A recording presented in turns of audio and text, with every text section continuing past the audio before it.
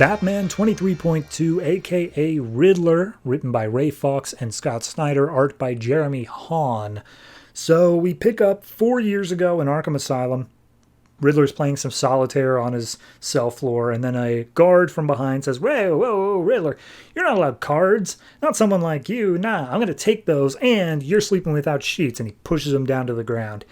And so we cut to now, and we see Riddler is getting prepared. He's setting everything up. He's taking some decks of cards, putting them in his jacket pocket. And this entire time, he's listing off just a bunch of riddles. And he says them all over the course of the issue, and they actually apply to the issue itself, so I'll say them when we get to there. But we see that he reaches Wayne Enterprises, and we see that basically he has made himself a little flash mob to show up and protest outside of Wayne Enterprises. And this is while the Forever Evil stuff is going on, but it turns out there was an SEC filing or something that is accusing the Wayne Enterprises of bribery and corruption and such like that. So he's faked this little thing of, all these people are freaking out over that. And we see as he walks in, he's planting like explosives on doors and stuff like that.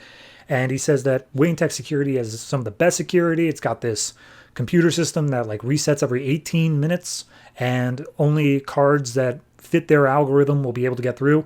I managed to crack it in just a few days, and so he uses this card to get in and move past the security guards.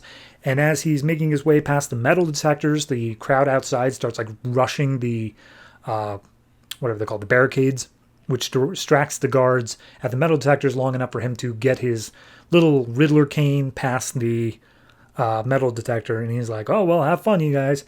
So he walks in. He puts on his iPod, because at that point it is an iPod, and he puts on his mask as he's playing his music, and he's like, I take pleasure in the small things. So at this point, the head of security is looking over all the monitors, and he's like, this doesn't make any sense. Why would a bunch of people protest for an SEC filing? This isn't right. Double check security. What's going on? And he runs through all of the footage of the last 15 minutes, and he comes across Riddler on the footage, and he's like, son of a bitch, that's Riddler. Oh god, we let Riddler in. Okay, everyone, lock down, we're on high alert, Riddler's in here. So he gets his gun, and he starts trying to track him down.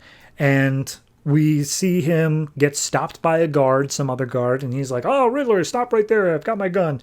And Riddler throws out the first one, advancing every other moment, in between reverse, leave me to my own device, and I get direct and worse.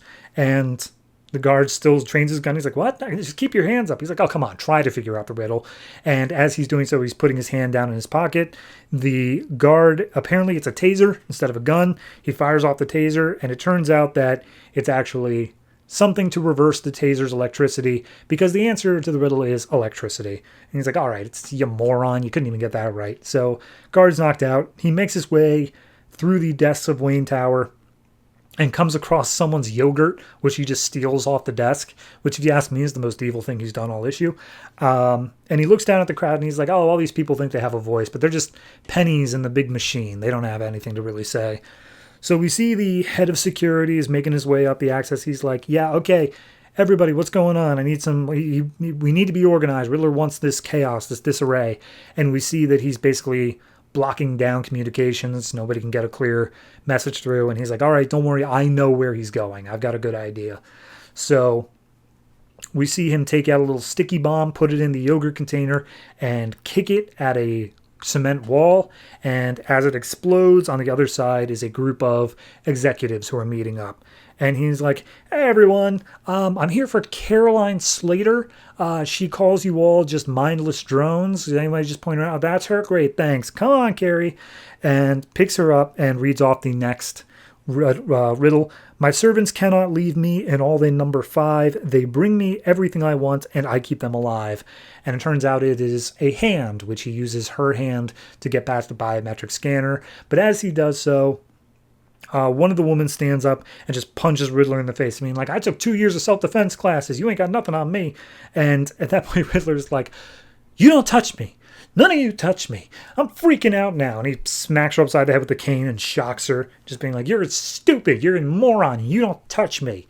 And so he walks away and he's like, all right, lost my cool for a little bit there, but I'll get there. So he makes his way back to his old office that he had at Wayne Enterprises. C0 year for that.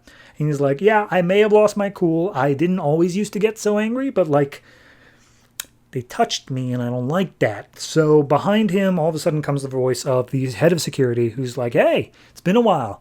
Do you recognize me? I'm the guard at Arkham that took away your pack of cards. The one we mentioned at the beginning? Yeah, that was me.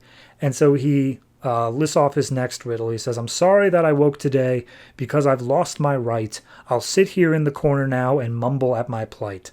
And he's like, I'm not going to play your games, Riddler. You're a psycho. You're a loony. That's the whole reason you were in Arkham Asylum. And just because you're out now doesn't mean you're better. You just escaped. That's it. So regardless, I'm not going to let you do anything. And he goes and he body slams Riddler.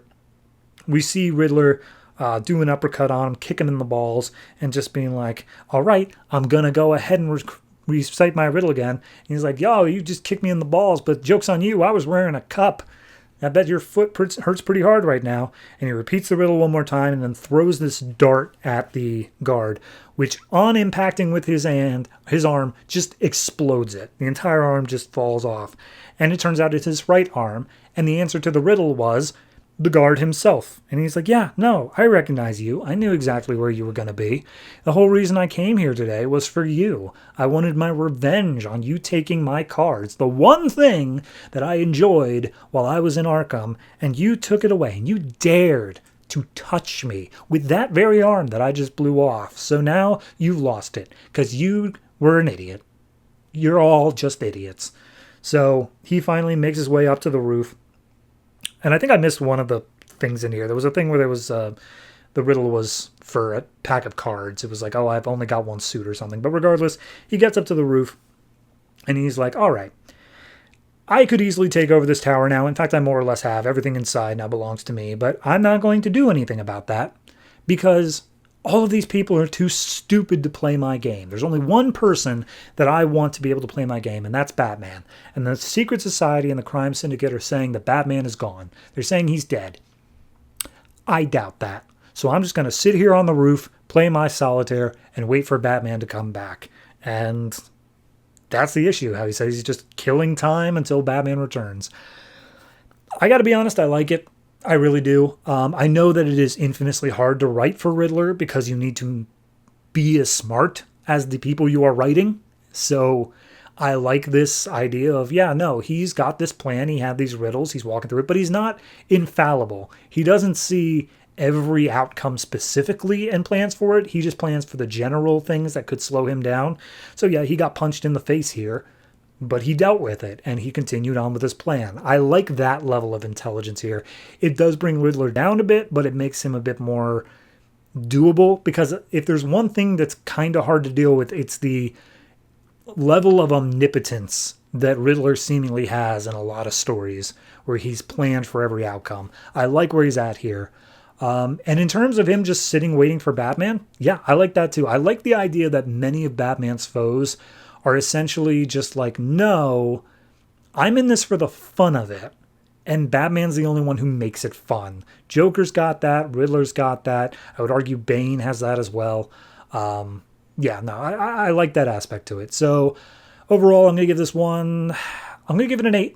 I think it's good. I think it's solid. It doesn't feel like it's really building to anything as much as it is just like, if you're wondering why Riddler doesn't pop up elsewhere during this, it's because we can't really spoil 0 Year, but here's at least telling you why he can't show up anywhere else. So yeah, it's a solid 8.